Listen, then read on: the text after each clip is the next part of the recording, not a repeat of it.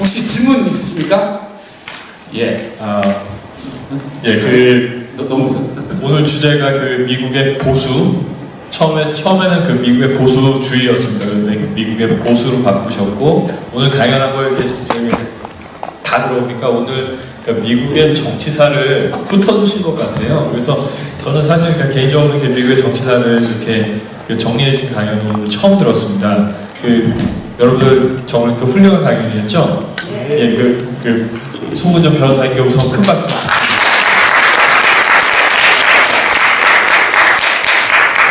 송은정 변호사님께서 미국 정치사를 비롯해서 사실 정말 많이 공부를 하셨습니다. 그리고 최근에 아까 말씀드렸던 것처럼 미국 대통령 이야기라는 책도 이렇게 쓰셨고 하신데요. 미국 정치 생각보다 우리가 모르고 있었던 것들이 참 많았죠. 그렇죠? 오늘 혹시 이렇게 궁금하신 게 있으시면은 이 자리에서 다 꼭 질문해 보시면 좋을 것 같습니다. 네. 예, 그럼 질문 받겠습니다. 예, 질문하신 분들은 이렇게 손 들어주시고요. 그리고 간단하게 소속과 성함 부탁드리겠습니다. 네, 안녕하세요. 강연 잘 들었습니다. 이건희라고 합니다. 저는 트루스포럼 회원으로 활동하고 있습니다. 강연 잘 들어서 미국 역사에 대해서 많이 배울 수 있게 되고 대통령에 대해서 많이 배울 수 있게 됐습니다. 제가 이 강연 들으면서 느낀 거는 한국 대통령이랑 좀 다른 점이 좀 미국 대통령들에게는 있다라는 걸 깨달았는데 특히 초대 조지 워싱턴 대통령이 사령관직을 이제 본인 스스로 이제 그만두시잖아요. 사임을 하시잖아요. 그런 것뿐만 아니라 본인이 재선하고 나서 또 사임을 하시고, 그러니까 권력을 잡고서 거기에 휘둘리지 않고 과감히 절제를 할 수 있는 이런 어떤 그런 차별성은 어떻게 이익된 거고 우리나라는 어떻게 그걸 본받을 수 있을까 궁금했습니다. 아까 말씀드린 그런 이제 공화주의 이것도 배경인데요. 이제 워싱턴이 가장 존경했던 인물 중에 하나 이제 로마 시대 신시내투스라는 사람이 있습니다. 신시내투스는 이제 평민, 그러니까 이렇게 공의에서 일을 하다가 이제 또 평민으로 돌아가서 이제 자기 생활을 하다가 국가에서 이제 또 다시 이 사람이 군대 사령관이다 보니까 이제 와서 또 지휘를 해달라고 딱 가서 딱 이제 자기 일만 하고 그 다음에 전쟁에서 승리한 이후에는 다시 또 민간 생활로 이제 돌아가는 그런 어떤 모형인데 그야말로 전문적으로 국가와 보면 내가 나서서 일을 하고 그 일이 끝나면 나는 돌아가는. 그래서 미국이 전쟁이 끝난 직후에 신시내투스 협회라는 걸 만들었어요. 그래서 독립 전쟁에 참여했었던 워싱턴 이외에 여러 가지 이제 장군들 이런 사람들이 이제 친목회 모임을 가졌었어요. 근데 거기서 한 가지 논란이 됐었던 게 뭐냐면 이 회원제를 우리 자녀들에게는 좀 세습을 할 수 있게 해주다는 그런 안건이 올라왔었습니다. 그래? 사실 보면 그럴 수도 있잖아요. 국부의 아들인데 국부의 자녀들이고 나라를 위해서 희생했는데 그 자녀들이 또 신시내투스 협회에 또 회원을 하는 것이 얼마나 좋겠냐. 근데 그때 워싱턴이 반대를 했습니다. 왜? 이것은 또 하나의 신분을 만드는 것이다. 그 정도로 철저하게 어떤 공화주의에 입각을 해가지고 그리고 또 미국 전반적인 사회라는 것이 굉장히 특권층 누가든지 특권층이 되는 것을 굉장히 싫어했기 때문에 그런 어떤 로마의 전통 그다음에 그런 어떤 특권층에 대한 어떤 반대 이런 것들이 이제 워싱턴에게 큰 영향을 미치지 않았나. 예, 감사합니다. 다음 질문 받겠습니다. 예. 좀 목소리가 커가지고 마이크 네, 전 강윤석이라고 합니다. 아주 교수님 강연 잘 들었는데 저는 솔직히 이게 무슨 단체라고 그러죠? 트루스포럼. 예, 제가 한 14일 전에 처음으로 알았어요. 예, 친구나 지인 때문에 처음 알게 돼가지고 꼭 오고 싶어서 저도 이제 보수를 지향하고 있고 지금 우리나라의 정치가 좀 많이 걱정이 돼가지고 이래서는 안 되겠다는 생각으로 오게 됐는데, 근데 저는 좀 되게 간단한 질문인데 어떻게 보면 저도 같은 기독교인이고 같은 이제 그런 사람으로서 제 주변에 있는 대부분의 사람들은 거의 다 우리나라 때 진보를 지지하고 있고, 저보고, 저 같은 사람들 보고, 야, 너가 하나님을 믿는데, 어떻게 네가 지금 이런 보수를 지지할 수 있느냐. 이건 말이 안 되지 않느냐. 오히려 저한테 질타하고 있고, 오히려 그 사람들은 굉장히 많이 있습니다. 심지어 저도 지금 이 어떤 이제 목회를 하고 있는데, 목사님들도 그 진보, 좌파, 뭐 그런 표현을 서슴없이 얘기하면서 보수는 망해야 된다. 페북에다가 심지어는 제가 아는 분들도 보수는 망해야 된다. 뭐 해야 된다 해서 그렇게 하는데, 아까 전에 기독교 얘기를 좀 해주셨는데, 교수님 입장에서는 이런 분위기나 이런 사상에 대해서 우리 보수의 그리스도인들이 어떻게 대처해야 되는가, 그리고 왜 그럴 수밖에 없는 상황이 됐는가, 늘 이렇게 고민을 하고 있는데 대답을 못 얻어가지고 한번 여쭤보고 싶습니다. 네, 굉장히 어려운 질문 같은데, 우리 사회가 겪고 있는 여러 가지 문제점들이 있죠. 아까 말씀드렸듯이 뭐 대기업을 중심으로 해서 성장했던 산업개발 정책에 의해 가지고 만들어진 기업 집단들이 과연 오늘날과 같이 우리가 소위 자유 경제나 뭐 이런 것들을 얘기를 한다 그러면 적합한 것인가? 과연 그들이 공정한 거래를 하고 있는가? 이런 건 뭐 저도 전 교수가 아니고 사실 이제 직장인의 회사인데 매일 겪습니다. 뭐 삼성전자라든가 현대가 어떤 식으로 운영이 되고 그것이 어떻게 또 중소기업과의 관계가 이런 건 다 저도 개인적으로 보고 있죠. 그리고 그런 뿐만 아니라 또 사회 내 곳곳에 또 여러 가지 뭐 소위 말하는 가치자들이 갖고 있는 또 주체들이 있죠. 그런 다양한 어떤 사회와 우리 사회가 갖고 있는 그런 문제는 우리도 해결을 해야 됩니다. 우리도 대안을 제시해야 되는 거죠. 진보 진영에서는 어떤 면에서 그나마 그런 것들을 이슈화시키고 그것을 풀기 위한 여러 가지 이제 정책적 논의를 하다 보니까 사람들 생각이 저 사람은 그래도 신경이라도 써주네. 근데 사실 보수나 자유주의 입장에서의 가장 중요한 거는 우리 스스로의 헌신과 그 다음에 우리 스스로의 나눔에서거든요. 우리 보수주의가 자유주의라고 얘기를 해가지고 개인주의와 나만 행복하자는 거 아닙니다.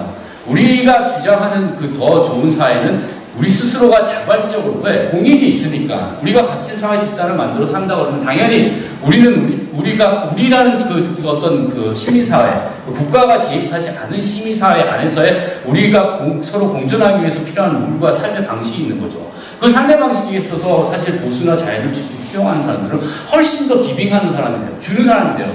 그래서 미국 같은 사회에서는 종교나 이런 것들이 존경을 받는 것이 전에 복지정책을 할 이유가 없었어요. 왜? 교회가 다 했으니까. 지역사회가 했으니까. 그게 급격한 근대화를 통해가지고 어떤 전쟁이나 이런 수단들이 굉장히 어떤 토탈 원로 바뀌면서 이제 전 지역사회까지도 어떤 정치에 확 쓸리다 보니까 그 사회까지도 이제 전부 다 그런 게 무너져 내려서 그렇지. 원래 우리가 보수라고 얘기했을 때 시민사회의 영역은 자율적으로 주고받고 테이크하는 사회입니다. 근데 그게 진보로 갔을 때 가장 위험한 것은 그 기브 앤 테이크가 나의 개인적 자발적 행동이나 아니면 내가 믿는 믿음 안에서의 호의 관계가 아니라 국가가 강제를 했을 때 그 문제라는 거죠. 우리가 봤을 땐 되게 당연해요. 좀 가난한 사람 도와줘. 도와줘. 근데 생각해 보시죠. 아까 얘기했잖아요. 누진세가 7%라고 했었어요. 근데 이게 국가가 커지다 보니까 제가 갖고 있는 이제 돈을 국가가 뺏어가지고 나눠주는 겁니다. 그러니까 이런 거예요. 그러니까 진보의 논리는 이겁니다. 저거 정말 불쌍해. 근데 본인이 가서 보수나 자유주의자라면, 진정한 자유주의자라면 내가 가서 이 사람을 돕고 내가 내 걸 나눠주고 내가 그 사람과 시간을 같이 보내고 하는 그 시민사회 영역, 나의 자발적 의지와 나의 나눔으로 가는 거예요. 그게 교회가 그렇게 하는 거죠. 근데 진보는 어떻게 주장하는지 알아요? 마치 정부 저 사람 돈 뺏어가지고 얘한테 갖다 줘. 이겁니다. 자기가 물론 그 중에는 자기가 그런 야학도 하시고 또 헌신하는 분들도 있겠죠. 근데 그들은 항상 그거를 제도적으로 해결하려고 해요. 사람들의 어떤 자발적 인식의 변화, 어떤 의식의 변화, 어떤 영성의 변화를 통해 가지고 사람들이 스스로 그 사회에서 할 수 있게끔. 왜? 그게 자유로운 거잖아요.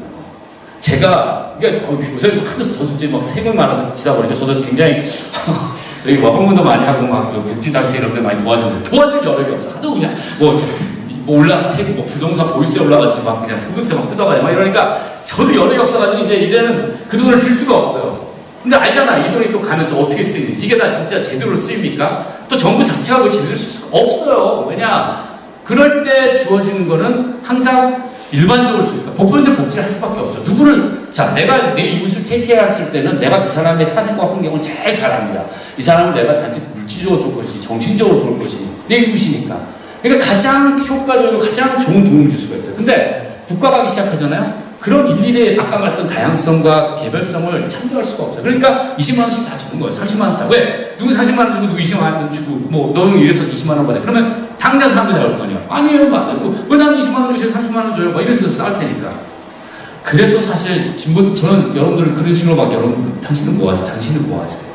우리 사회가 뭐 한다. 우리 사회가 나눠야 될 것이지 국가가 강제했을 때는 오히려 그것이 더 사람을 의존적으로 만들기도 하고 또 국가가 권력을 잡게 됨으로써 사람들을 더 억압하기도 하고 또 그 돈은 잘못 쓰시고 잘못 쓰는 일이 굉장히 많잖아요. 20만 원 받아가지고 뭐 유흥성에 가가지고 노는 데 쓰고 뭐 이런 거.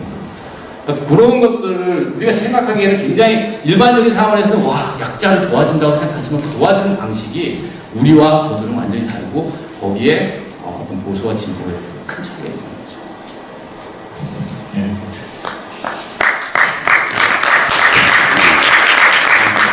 선생님 그 말씀하신 질문에 대해서 제가 조금만 그 코멘트 있게 드리면 왜냐면 그 지금 말씀하신 질문 자체가 트루스 포럼에게 굉장히 중요한 이슈입니다. 왜냐면 저희가 기독교 보수주의를 표방하고 있기 때문에 우선 교회에서 그런 경향들이 있습니다. 사랑과 정의 뭐 이런 관용 이런 가치들을 이렇게 중시하기 때문에 특히나 이렇게 보수라는 사람들이 그런 거에 대해서 이렇게 무시하는 것 같고 그 외면하는 것 같고 개인주의적인 성향이 강한 것 같고 반면에 이렇게 진보라는 사람들이 따뜻해 보이고 뭔가 그런 문제들에 대해서 이렇게 신경 쓴다는 그런 느낌이 있기 때문에 그 최근에 기독교 사회주의라는 그런 이렇게 흐름으로 그 교회 안에서도 사실 이렇게 이런 이런 흐름들이 크게 생겨나고 있는데 상당히 큰 문제라고 생각합니다. 왜 그러냐면 우선 첫 번째로 설계주의적인 사고의 위험성에 대해서 명확하게 인지하지 못하고 있습니다. 그 변호사님께서도 설명을 해주셨지만 그 마르크스를 포함해서 지금까지 현재의 프로그레시브라고 하는 사람들의 이렇게 기본적인 마인드셋은 뭐냐면은 인간의 이성의 절대성에 근거를 두고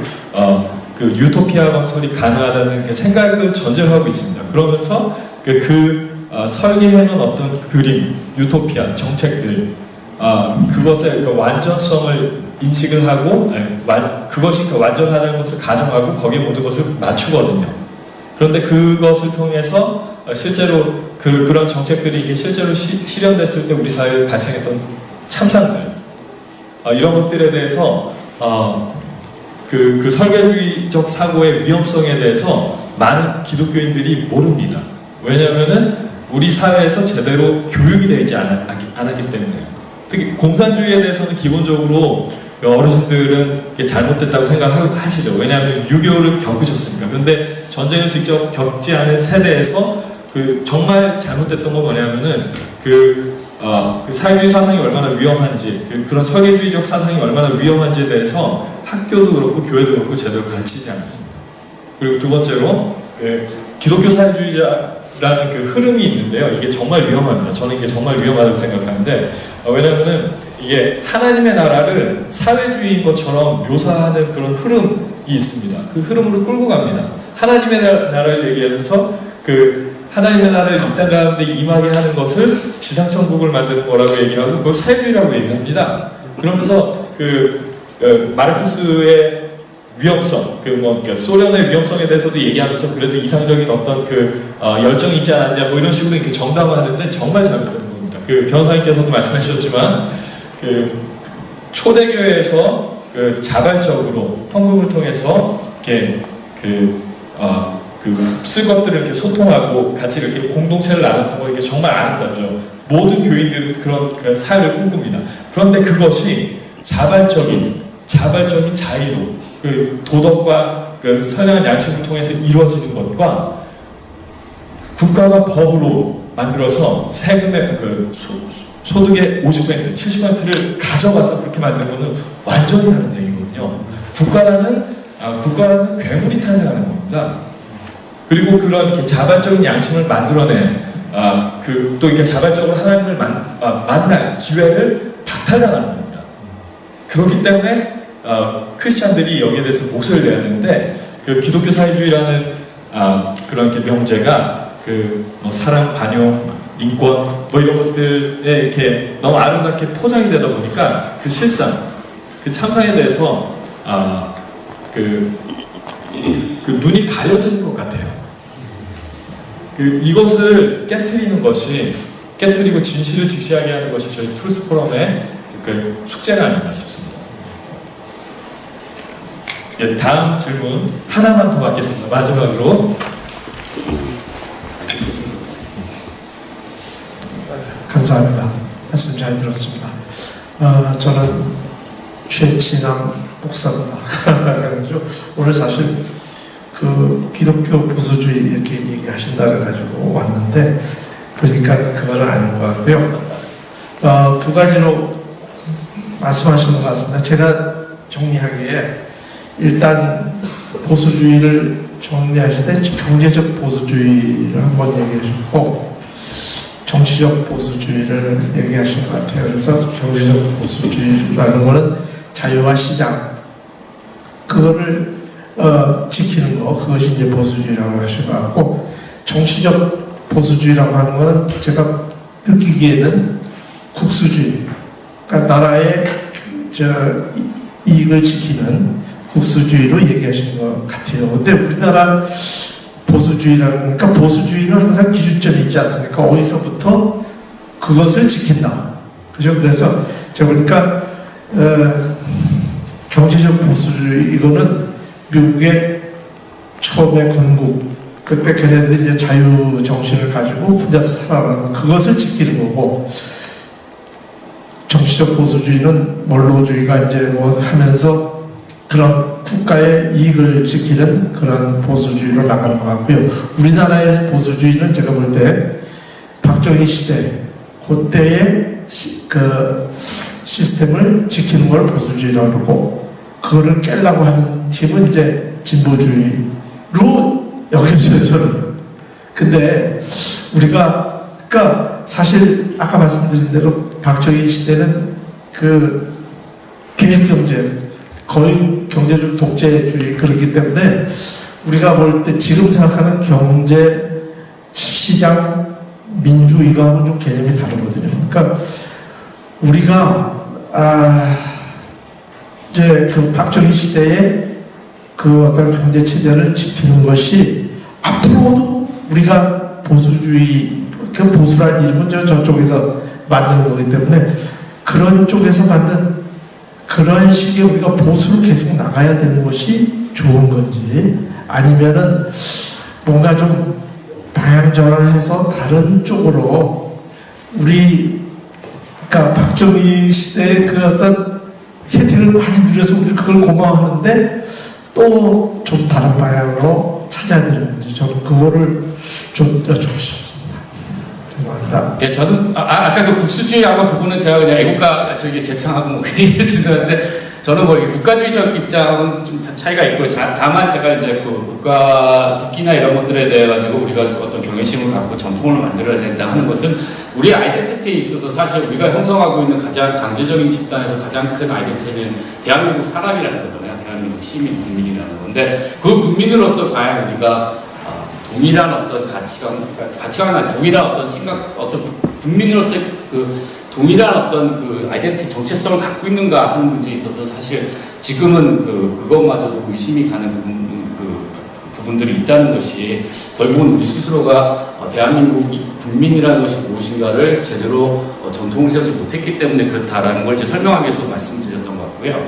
그래서 뭐 저는 좀 국수주의적인 경향은 아닌데 말씀하신 것처럼 이제 박정희 대통령 시대의 그런 개발 어떤 주도적인 어떤 발전은 단기간에 어떤 그 경제 발전, 근대화를 하기 위해서는 필요했던 부분이 있다고 저도 인정을 합니다. 그건 뭐 저희뿐만 아니라 거의 모든 나라가 그런 과정들을 통해 가지고 사실상 근대화를 이루었기 때문에 그런 어떤 그 모형에 있어서 군대가 그래서 항상 보면 근대화에서는 군인들이 앞서갔죠. 우리나라뿐만 아닙니다. 뭐 아랍도 마찬가지고 다른 나라도 왜냐 그 사람들이 가장 중앙 집권적인 어떤 그런 행정 체계에서 익숙하고 그거를 운영할 줄 알았기 때문에 그래서 사실 그런 우리 어떤 대한민국의 발전사에 있어서 박정희 대통령 같은 분이 산업개발을 그런 식으로 주도한 것은 중요했지만 이제는 시대가 바뀌었죠. 그러니까 옛날 뭐 우리가 소위 말하는 4차 혁명, 저도 이제 그 아도비라는 회사를 다니다 보니까 거의 매일 소프트웨어 업체라든가 이제 그런 인공지능이 개발되는 것을 뭐 현장에서 느끼고 있기 때문에 이런 그 제 다음 단계 2차 산업이 아니라 4차 산업 사회에서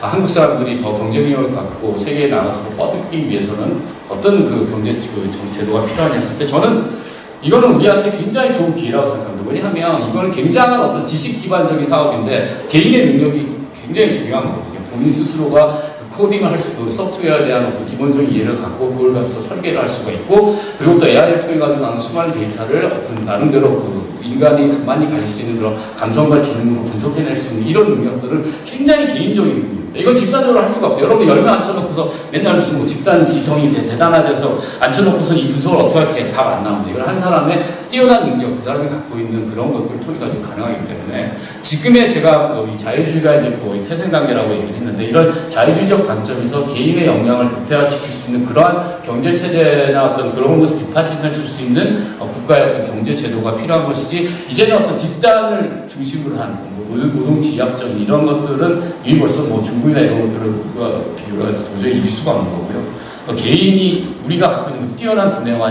그 창의력, 그다음에 역량들을 표출할 수 있고 또 그것이 저는 사실 또 한국뿐만 아니라 전 세계로 퍼져나가려고 그러면 이제 결국 미국이라든가 큰 시장과의 연계성들이 굉장히 많이 필요한데 그러려면 우리가 조금 더 개방해야 된다. 개방해야 된다는 것은 단순히 어떤 우리 마인드가 아니라 뭐 어떤 우리 영어 언어 체계라든가 이런 것들까지 영어까지도 우리가 자유롭게 할 수 있는 그런 시스템으로 가서 완전히 그 글로벌화된 시장에 편입될 수 있는 그 능력들을 보완해주는 것이 굉장히 중요하다고 생각을 합니다. 그래서 그런 쪽으로 우리가 좀 산업 구조라든가 이런 것들이 지금의 어떤 글로벌 환경과 맞춰서 가야 되지 않을까 그렇게 생각합니다.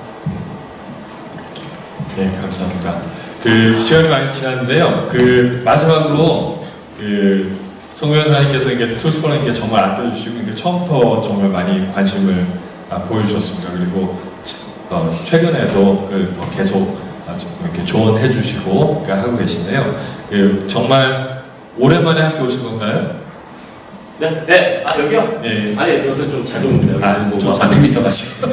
예. 깎아 먹는데. 저희 트루스포럼께 정말 아껴주셔서 감사드리는데 트루스포럼에 대해서 또 이렇게 후배들에 대해서 마지막으로 해주고 싶으신 말씀 있으시면 한 말씀 부탁드리겠습니다. 뭐 오늘 사실 그 아까 이제 우리 대표님께서는 그 기독교 보수 사실 그 강의는 저희가 좀 다른 각도에서 하려고 했는데 오늘은 좀 그 여러 다양한 또 분들이 오실 것 같아가지고 미국 그 정치사들을 좀 정리를 하고 또 큰 의미에서 이제 보수주의를 여러분들께 좀 소개를 하는 시간을 드렸는데 아마 제가 알기로는 여기 계신 분들은 이제 교회에 나가시고 또 이제 기독교인들이 많으신 걸로 알고 있습니다. 저는 미국 역사를 제가 나름대로 공부하면서 내린 딱 한 가지 결론은 영성의 회복 없이는 미국의 모든 변화의 그 변곡점에는 영성 회복이 있었습니다. 그 교회가 그 회개 아까 이제 뭐 4차에 걸친 영적 부흥 등이 있었다고 했는데 사실 제가 한 1년 반 전에 왔을 때 처음으로 이제 강의했었던 내용이 사실 그 부분인데 그게 없으면 저희 대한민국의 미래는 없습니다. 저는 그렇게 생각 뭐 보수주의 정치 뭐 이런 얘기를